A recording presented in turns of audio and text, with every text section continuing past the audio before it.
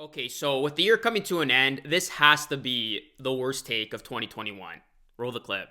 The Bulls have gone all in on two sub-all-star 30-year-old guys in Nick Vucevic and DeMar DeRozan to try to keep a guy in Zach LaVine who has never been on a winning team and now is going to be a free agent in a year and could leave. And I think there's a real chance the Bulls don't even make the play-in tournament. You know, when you talk about this depth in the Eastern Conference, I think they could finish 11th or 12th very easily. They're going to have a terrible defense. And you look at the way this team is built, like, yes, those guys are durable, but I do not see them having any kind of high ceiling. And now they can't trade a draft pick until what, 2030, 2040? I mean, they've just put themselves in a box for what? For no high ceiling at all. Like Nick said, it's baffling after all the painstaking rebuild they went to not keep Jimmy Butler, who is, by the way, better than all of these guys they have. It's just really strange what the Bulls have set themselves up with here. Unbelievable stuff, right? Every time that clip is played, I feel like Bulls fans cringe for how bad that take was. Not even make the play-in tournament? Are you kidding me? The Bulls right now are in second place, and they're not only looking like a mainstay atop of the Eastern Conference standings, but they look like a legitimate contender. This team cannot be stopped right now, and this team is playing unbelievable basketball, and it doesn't matter what's been thrown their way. Injuries, health and safety protocols. The Bulls have withstood it all, and here they are playing their best basketball yet, and they got everybody talking. They don't just got Chicago talking, they got the entire league talking. And you look at this Bulls team, they are just hitting their stride, and they are making so much noise going into the new year. And I'm telling you, Chicago has not had this buzz when it comes to their Bulls since Michael Jordan and company were still playing out there on the court. You look at the Bulls, they defeated the Pacers to start the week, then picked up consecutive wins over the depleted Hawks to bring their winning streak to 5. Zach LaVine returned from protocols this week, and my goodness is he looking good. He averaged a team-high 29 points on a blazing 62% shooting, while DeMar DeRozan, his brilliant MVP-like season continues with 26.3 points and 7 assists per game. And you look at Nikola Vucevic, he's slowly starting to make his way out of his slump, averaging 18.7 points and 7.3 rebounds on 43% three-point shooting this week. The Bulls are 22-10. And their Wednesday night win against the Hawks might have been their best performance of the season so far. 7 players finishing in double figures. Io played amazing defense on Trae Young. Every time he was guarding Young, Young struggled.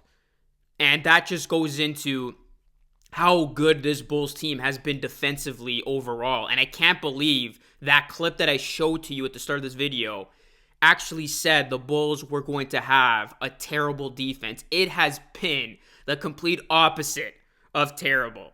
And going back to what I said about the buzz in Chicago being high, and it hasn't been this high around the Bulls since those Michael Jordan days. I mean, during the game against the Hawks, commentator Stacey King and Adam Ammon posted a pretty stunning graphic, which I'm going to show you right now, to illustrate just how strong of a season the Bulls are having.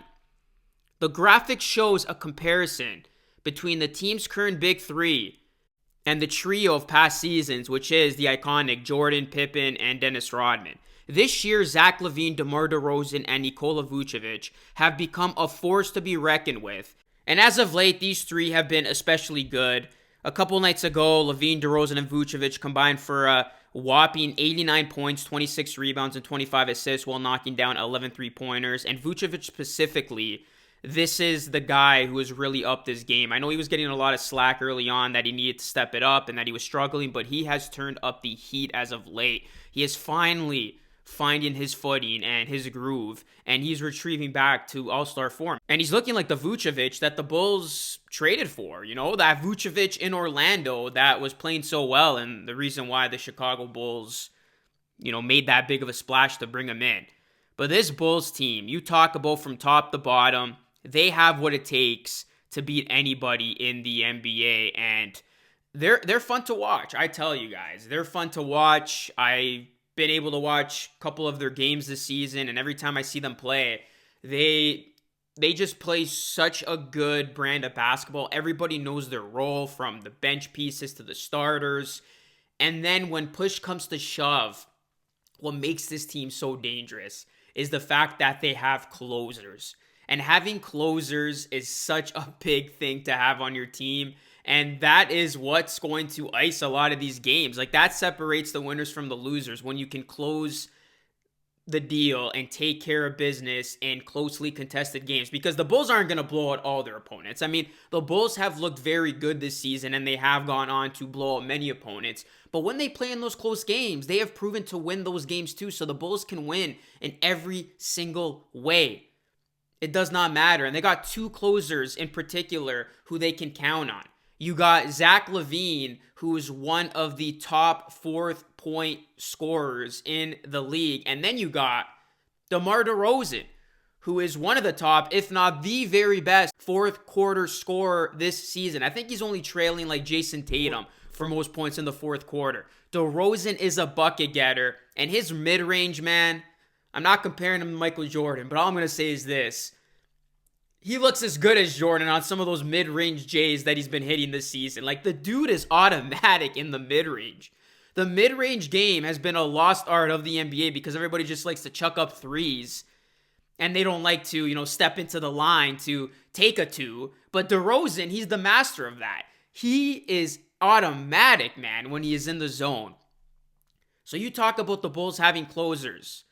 The Bulls having that offensive punch. Their big three starting to get it going. Their defense playing at a high level. The bench doing its job. They are well coached. This Bulls team, they see red.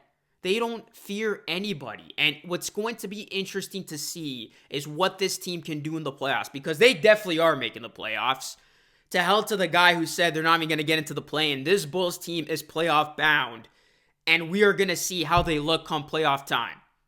And I'm excited to see this Bulls team go up against, a Nets team or a Bucks team in a 7-game series. I would love to see any one of those series.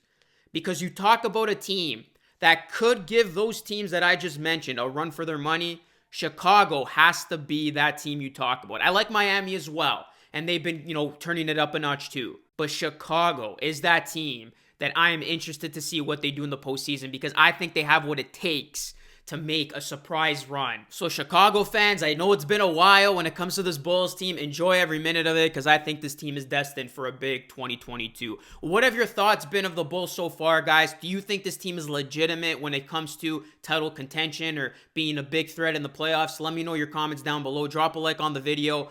It does help the algorithm a ton. And listen, if you're watching this, you're a Bulls fan, come through, help your boy out, hit that subscribe button, help me hit 26K. And whether you're just an NBA fan in general, definitely subscribe for more content from yours truly. We got great content coming in the new year, so you definitely don't want to miss it. All things basketball and more. This is Luca Rosano signing off. As always, thank you so much for watching, and I'll catch you all again in the next video.